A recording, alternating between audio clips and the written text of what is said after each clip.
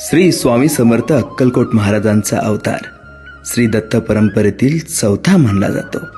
अहो दत्त येऊन या उभा ठाकला, सद्भाव्य साष्टांगे प्रणिपात केला.